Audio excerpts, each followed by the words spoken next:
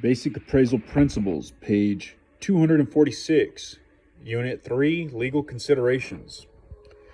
Regulation, such as control and prevention of noise pollution, air pollution, water pollution, and solid waste pollution, and for the protection of wildlife, wetlands, and endangered species.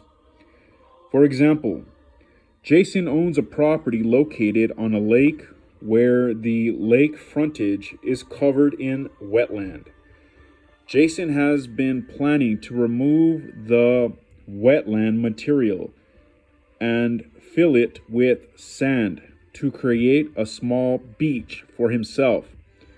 However, during the process, Jason finds that the local environmental governing authority will not permit disturbance of wetlands. Eminent domain. A widely misunderstood power of government is the power of eminent domain. Under the U.S. Constitution, the government has the power to take private property for public use. This statutory power is called eminent domain. When the government takes private property using this power, it is required to pay just compensation to the owner. This is usually the fair market value of the property. Eminent domain can be exercised by the state, cities, counties, school districts, and other government entities. The power of eminent domain may also be granted to and exercised by private companies providing public services such as railroads and power companies. When private property is needed for a public use, the government first offers to purchase the property it needs. If the owner rejects the offer, the state and federal governments have sovereign rights authority to exercise eminent domain. The government will likely file a lawsuit seeking to use the condemnation process to acquire the property. This is not the same thing as condemning derelict property, such as an old abandoned factory that has become a public hazard. When the government files a condemnation lawsuit under the power of eminent domain, it is because the government needs to make use of the property. The property may be in perfectly sound condition. In a condemnation action, the court considers evidence concerning the fair market value of the property. Once the fair market value is determined, the court directs the government to compensate the owner. Then the court will order the property condemned. The owner may appeal the decision, but once a final determination is made, the government may take the property in spite of any objections by the former owner.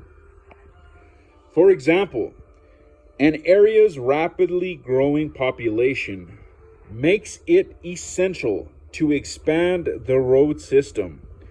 The new road expansion will run across Johnson's property. The government offers to purchase Johnson's property. Johnson refuses because he has lived in the house for 25 years and doesn't want to move, no matter the price. Exercising its power of eminent domain, The government files a lawsuit seeking to condemn Johnson's property. The court determines the fair market value of the property, orders the property condemned, and orders the government to pay Johnson the determined value. A government might also use eminent domain when a utility company needs additional land to service a new residential subdivision. Page 247.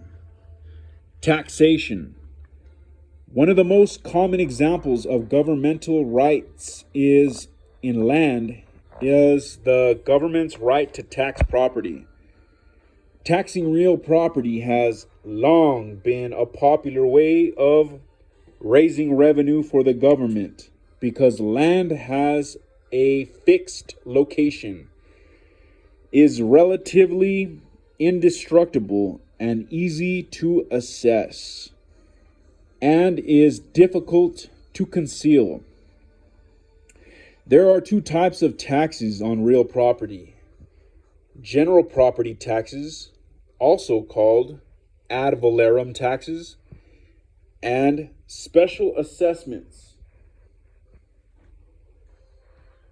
also called special improvement taxes.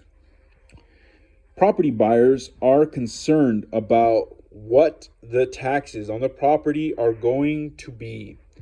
It is especially important to learn of any special assessments that a buyer will be required to pay because these are an expense, in addition to the general property taxes.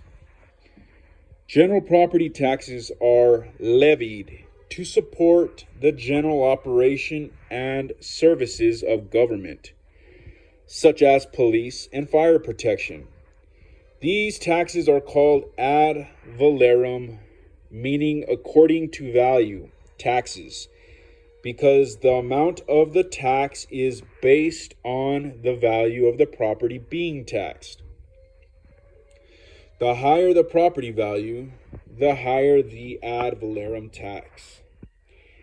Each year, each city or taxing community prepares a budget for the next year. This budget includes all the items that tax money will pay for, such as police salaries, local welfare programs, public libraries, park maintenance, and so on. The regulating tax authority then adds up the total amount needed to cover these local budgets and might add additional county expenses, such as county road maintenance. Then the taxing authority takes the total budget amount for the taxing community and subtracts the estimated revenue from various sources, such as business licenses. The amount left over must be paid by property taxes. The next step in the taxation process is to determine how much taxable property lies within the taxing community. The assessor's office generally has the duty of appraising each taxable piece of property. Each taxing community has its own cycle for appraising properties. For example, in Minnesota, real property is appraised at least once every 4 years to determine its estimated fair market value. The assessed value of each piece of property is listed as of a specified date each year. Property owners who are dissatisfied with the assessment of their property may appeal to their local authorities. The board will either affirm or reduce the assessment. It is important to note that certain special types of property are exempt from property taxation. For instance, cemeteries, public hospitals, churches, and government-owned property, but these vary by state. Next, tax rates are applied to assessed properties. Generally, real property is categorized into classes. Some examples of these classes are as follows. Residential property used as a homestead in Class 1, agricultural land in Class 2, and commercial property in Class 3. Each class is then broken down into subclasses. For instance, rural property used exclusively for growing timber in Class 2B. A particular tax rate is assigned to each class. For example, low-income housing categorized as a Class 4C property might have a class tax rate of 2.3% of assessed value. Each state has its own system for establishing classes, subclasses, and taxing rates. Extra note, get a damn wheel.